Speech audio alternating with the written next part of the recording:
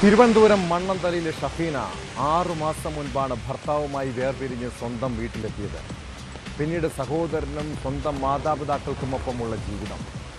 എന്നാൽ രാത്രി സമയങ്ങളിൽ പോലും ഷഫീന പതിവായി വീഡിയോ കോളിലായിരിക്കും. അവരുടെ വഴിവിട്ട ബന്ധങ്ങൾ സഹോദരൻ ഷംസാദിനെ വല്ലാതെ അസ്വസ്ഥതപ്പെടുത്തി. ദാമ്പത്യ ജീവിതം ഷഫീന സ്വയം നശിപ്പിച്ചതാണെന്ന് അയാൾ വിശ്വസിച്ചു.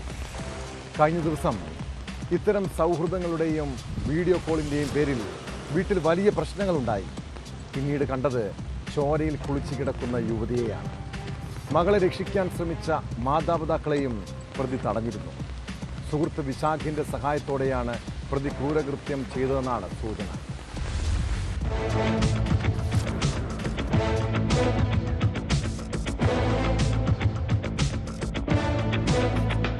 ഈ മാസം 14 മുതലാണ് പോത്തൻകോട് സ്വദേശിനി ഷഫീന മണ്ണന്തലയിൽ സഹോദരനോടൊപ്പം താമസത്തിനെത്തിയത്. പിതാവിന്റെ ചികിത്സയുടെ ആവശ്യത്തിന് എന്ന പേരിലായിരുന്നു പ്രതി ഷംസാദ് ഇവിടെ അപ്പാർട്ട്മെന്റ് വാടകയ്ക്കെടുത്തത്. ഈ കള്ളക്കഥയ്ക്ക് ബലം ലഭിക്കാനാണ് സഹോദരി അപ്പാർട്ട്മെന്റിൽ ഒപ്പം താമസിപ്പിച്ചത്.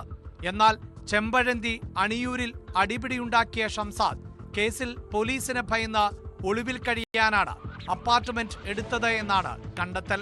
ശനിയാഴ്ച വൈകിട്ട് മാതാപിതാക്കൾ അപ്പാർട്ട്മെന്റിൽ എത്തിയപ്പോഴാണ് ഷഫീനയെ കട്ടിലിന് താഴെ മരിച്ചു കിടക്കുന്ന നിലയിൽ കാണുന്നത്.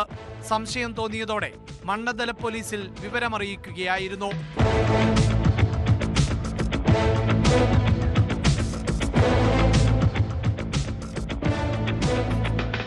മദ്യലഹരിയിൽ സഹോദരൻ ഷംസാദ് യുവതിയെ അടിച്ചുകൊല്ലുകയായിരുന്നു. ഷഫീന മറ്റൊരാൾക്ക് വീഡിയോ കോൾ ചെയ്യുന്നത് കണ്ടാണ് പ്രകോപനം ഉണ്ടായത് എന്നാണ് ഷംസാദ് മൊഴി നൽകിയിട്ടുള്ളത്. ഷഫീനയുടെ കുടുംബജീവിതം തകർന്നതിന് കാരണം ഇയാളുമായുള്ള അടുപ്പമാണെന്ന് ഷംസാദ് സംശയിച്ചിരുന്നു.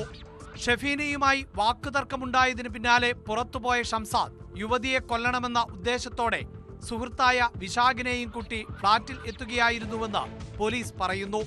ക്രൂരമർദ്ദനമേറ്റുകിടന്ന ഷഫീനയെ മാതാപിതാക്കൾ ആശുപത്രിയിൽ എത്തിക്കാതിരിക്കാൻ പ്രതി മനഃപൂർവ്വം ശ്രമിച്ചുവെന്നും എഫ്ഐആറിൽ പറയുന്നു.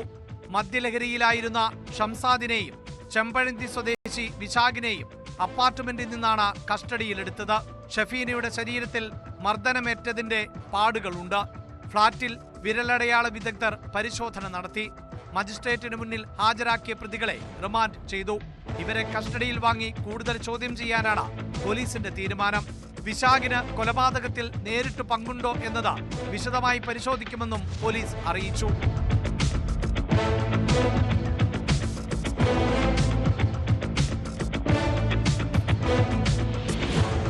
ന്യൂസ് 18 തിരുവനന്തപുരം.